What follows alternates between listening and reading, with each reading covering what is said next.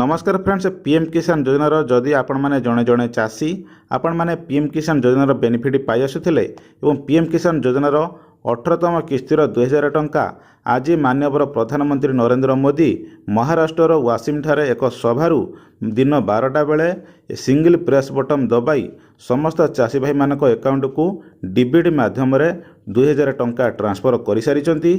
एथर केते चाषी को टंका मिली एवं केउ केउ चाषी मानक टंका आसी केउ केउ चाषी मानक टंका मिली नाही कौन रही तार संपूर्ण डिटेल्स इनफर्मेशन टी आपण माने वीडियो माध्यम जानवा पाइबे।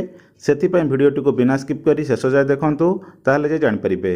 चैनल जदि प्रथम थर पई आसी थांती ताले चैनल को सब्सक्राइब करनियंतु पाखरे थे बेल आइकन दबे और ऑन करनियंतु जहाँ द्वारा आगु एभली हेल्पफुल वीडियो अपलोड हबो सर्वप्रथम आपण माने पाइ परिबे। आपण माने जानिथिबे पीएम किसान योजना रे वर्ष को 3टी इंस्टॉलमेंट रे 2000 लेखाए 6000 टंका प्रदान करा जाय थाए।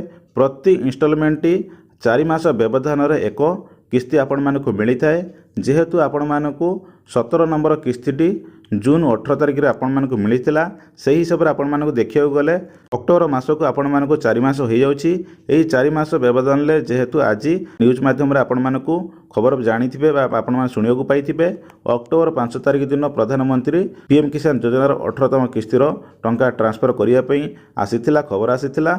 सही हिसाब रे आपण मानकु आज अक्टोबर 5 तारिख रे आज पीएम किसान योजना 18तम किस्तिर चाषी भाई मानक अकाउंट को टंका ट्रांसफर कर दिया जायछि। एथर 9 करोड़ ऊर्ध्व चाषी को टंका मिली एवं केते केउ केउ चाषी को मिली नाही जो माने पीएम किसान योजनार ऑफिशियली पोर्टाल रे ई-केवाईसी करिनथिले एवं तांकर आधार डीबीटी लिंक करिनथिले जहा द्वारा डीबीटी माध्यम रे तांको अकाउंट को टंकाटी पठा जाय थाए। सही चाषी भाई मानकु टंका मिली नाही। केउ चाषी मानकु टंका मिली ना जो माने पीएम किसान योजनार ऑफिशियल वेबसाइट रे ई-केवाईसी करिथिले एवं तांकर बैंक अकाउंट सहित आधार डीबीटी लिंक करिथिले ता सहित पीएम किसान योजनार ऑफिशियल पोर्टाल रे land sending eKYC FTO DBT link सबकिछि ठीक एक्स थिला।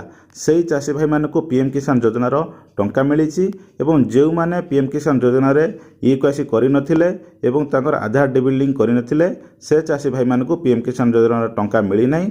आपण माने पूर्वरु वीडियो माध्यम रे कुआ जायतिला बा ऑफिशियल वेबसाइट रे आपण मानकु ई-केवाईसी मैंडेटरी बोली कुआ जायतिला। जो चाषी भाई माने ताको इग्नोर कर दैचंती से मानकु टंका मिली नाही। जो माने सब किछि ठीक ठाक करके रखिथिले से मानकु टंका आसीछि। जो माने पूर्वरु ई-केवाईसी करिनथिले तापर से माने कंप्लीट कर दिथिले से मानकु पूर्व किस्ती सहित आजिका किस्ती टोटाल सब जाक पेमेंट एकाथकर आसी जाइछि। सेथिपई जो माने ई-केवाईसी न करिचंती से माने तुरंत आपण मानकर ई-केवाईसी करिनियंतु फिर जब नेक्स्ट इंस्टॉलमेंट आपण मानकु मिलिबो ता सहित सब जाक किस्तीर आपण मानकु टंका मिली जिवो। सेथिपई आपण माने ई-केवाईसी कंप्लीट करिनियंतु।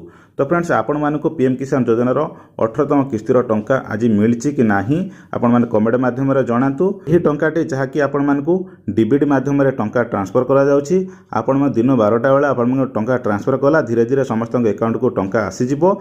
सेथिपई आपण माने निज निज बैंक अकाउंट चेक करनियंतु आपण को 24 घंटा भीतर समस्त अकाउंट को टंका आपण मानकु मिली जिवो। जदि आपण मानकु टंका क्रेडिट होई सारिछि ताहले आपण माने एक कमेंट माध्यम रे जणी दियंतु जे आपण मानकु टंका आसी जाइछि।